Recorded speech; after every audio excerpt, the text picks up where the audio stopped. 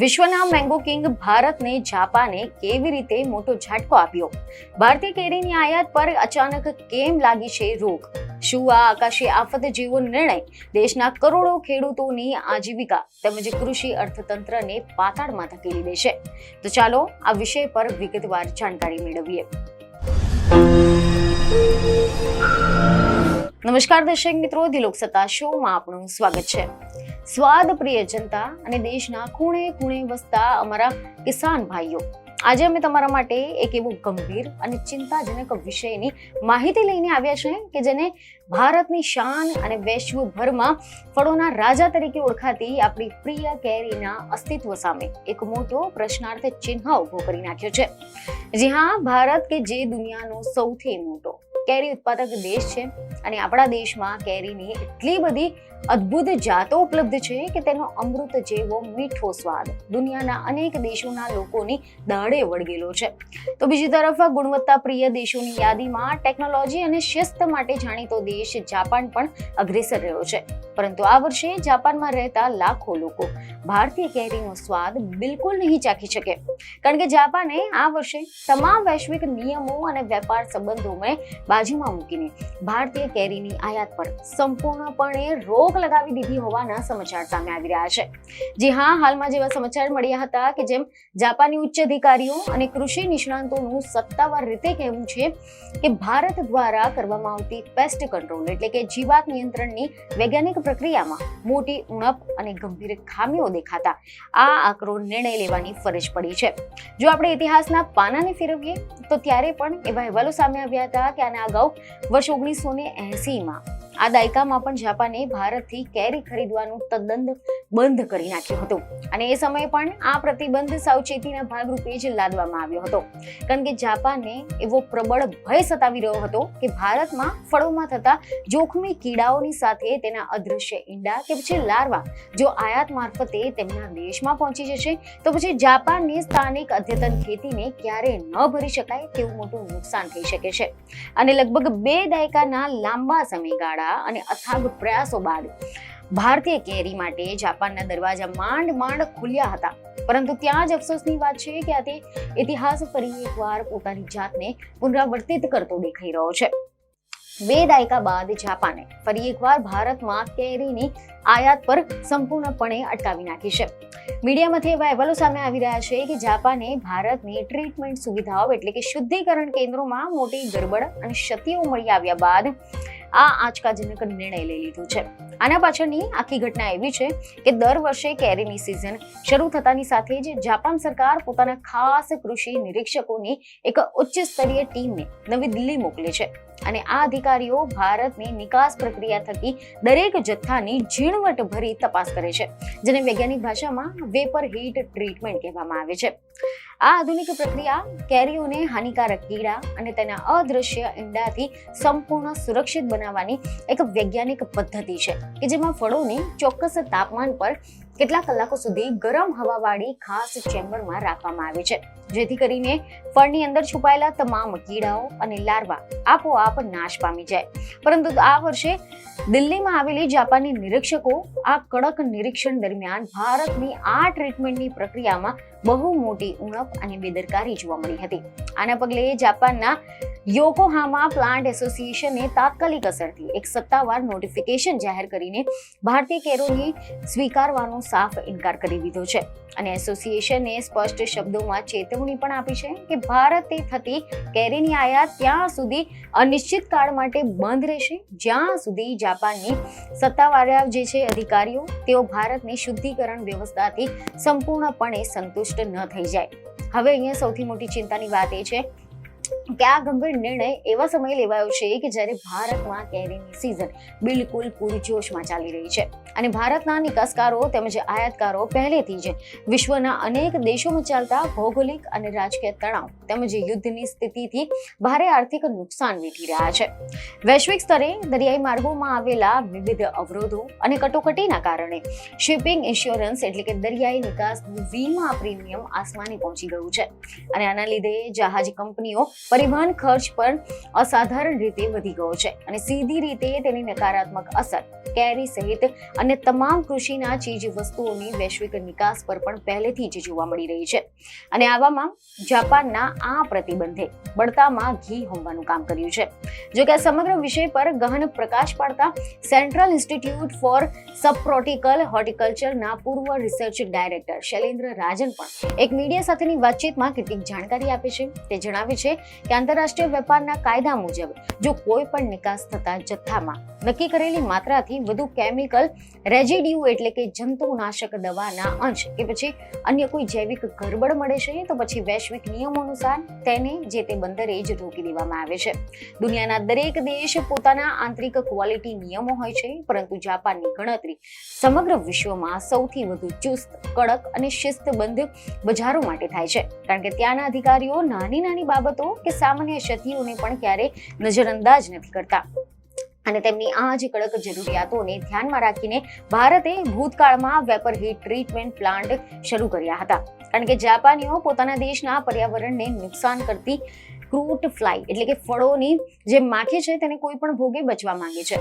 હવે પ્રશ્ન એ ઉપસ્થિત છે કે શું જાપાનમાં ભારતીય કેરીઓ પર આજે રોક લગાવવામાં આવી છે તેનાથી વિશ્વના અન્ય દેશોમાં પણ આપણી કેરીની ખપત કે માંગ ઘટી શકે છે અને તેનાથી ભારતની વૈશ્વિક પ્રતિષ્ઠાને ધક્કો પહોંચશે?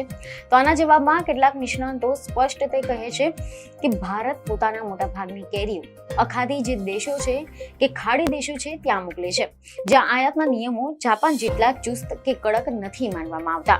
તેથી જ આ ચોક્કસ પ્રતિબંધથી ભારતની કુલ નિકાસના જથ્થા પર બહુ મોટી ભૌગોલિક કે ભૌતિક અસર પડવાની આશંકા નથી, પરંતુ આખો મામલો ક્વોન્ટિટીનો નથી, ક્વોલિટી અને આંતરરાષ્ટ્રીય શાખનો છે. જાપાન જેવા પ્રતિષ્ઠિત દેશે ભારતમાંથી આવનારી કેરીને નબળી ગુણવત્તાના કારણે બંધ કરી દીધી હોવાથી આ એક પ્રકારનો નકારાત્મક સાંકેતિક અસર ઊભી કરી શકે છે. આના કારણે યુરોપિયન યુનિયન અને અમેરિકા જેવા અન્ય વિકસિત દેશો પણ ભારતની કૃષિ પેદાશો પ્રત્યે શંકાની નજરે જોવા લાગે તેવી પણ પૂરેપૂરી સંભાવના છે. જાપાનના આ સખત વલણની પાછળ તેમનો એક બહુ જૂનો અને અત્યંત કડવો ઐતિહાસિક અનુભવ જવાબદાર છે, કારણ કે કેટલાક અહેવાલ એવા સામે આવી રહ્યા છે કે વર્ષ 1970ના દાયકામાં જાપાનના દક્ષિણ ભાગમાં વિદેશથી આવેલા ફ્રૂટ ફ્લાય નામની જીવાત વ્યાપકપણે ફેલાવા લાગી હતી અને એ સમયે જાપાનમાં થતી સ્થાનિક કેરી, પપૈયા અને અન્ય અનેક કિંમતી ફળોની ખેતી સંપૂર્ણપણે નાશ પામી ગઈ હતી, જેનાથી ત્યાંના ખેડૂતો પાયમાલ થઈ ગયા હતા. અને આ ભયંકર જૈવિક આપત્તિ અને સમસ્યાને જડમૂળથી ખતમ કરવા માટે જાપાન સરકારે કરોડો ડોલરના ખર્ચે મોટા પાયે રાષ્ટ્રીય અભિયાન ચલાવવું પડ્યું હતું, જે એક અત્યંત મોંઘી, જટિલ અને લાંબી પ્રક્રિયા બની ગઈ હતી, જેને પૂર્ણ થતા અનેક વર્ષો વીતી ગયા હતા. અને આ જ માઠા અનુભવ બાદ જાપાનમાં ખેતી અને કૃષિના આયાતના જે નિયમો છે તે લોખંડી અને બહુ જ કડક થઈ ગયા છે.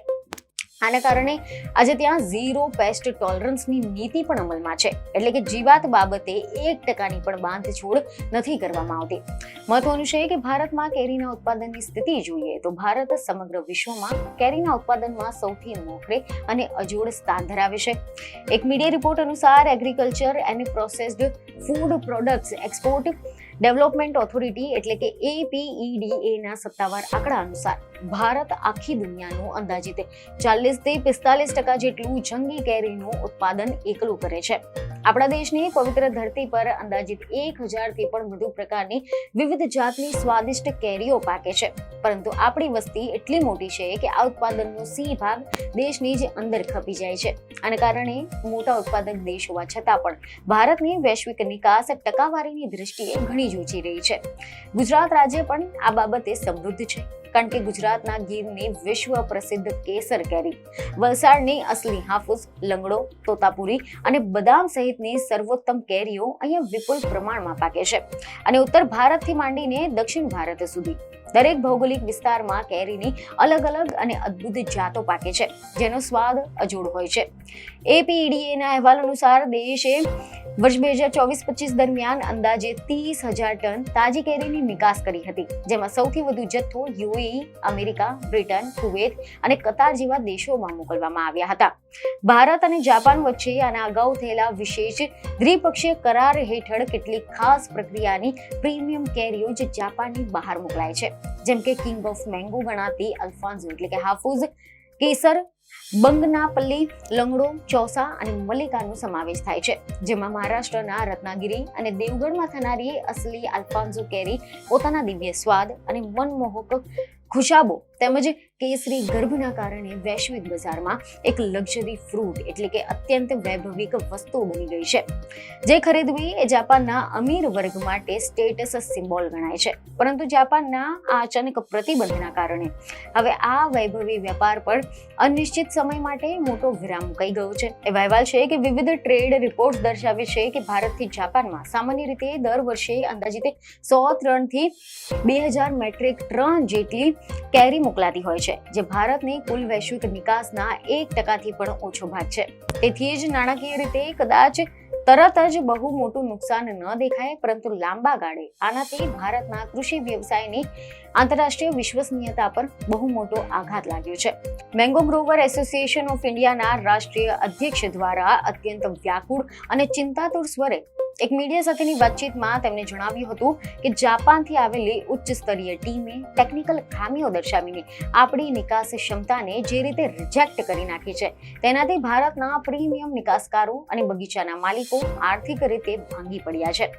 શિયાળાની ઋતુમાં પડેલી અસાધારણ વધુ પડતી ઠંડી અને ત્યારબાદ ઉનાળાની શરૂઆતમાં અચાનક વધી ગયેલા આકરા તાપમાન તેમજ હીટ વેવના કારણે કેરીના મોર બળી ગયા હતા અને ઉત્તર પ્રદેશ, મધ્યપ્રદેશ તેમજ ગુજરાતના અનેક વિસ્તારોમાં કેરીનું ઉત્પાદન ગત વર્ષોની સરખામણીએ અડધાથી પણ ઓછું થયું છે અને જે થોડો ઘણો પાક બચ્યો હતો તે પણ કમોસમી વરસાદ, વાવાઝોડા અને આંધી તોફાનમાં ઝાડ પરથી ખરી પડવાના કારણે માટીમાં મળી ગયા છે.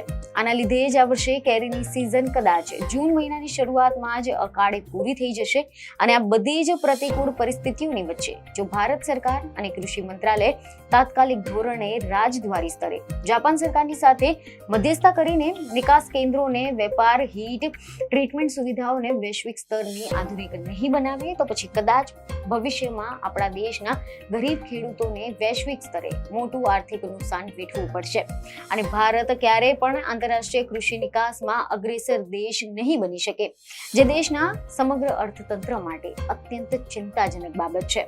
તો દર્શક મિત્રો, આ વિષય પર તમારું શું માનવું છે તેમને કમેન્ટમાં જરૂરથી જણાવો. બીજને ખબરો સાથે ફરી મળીશું. ધન્યવાદ.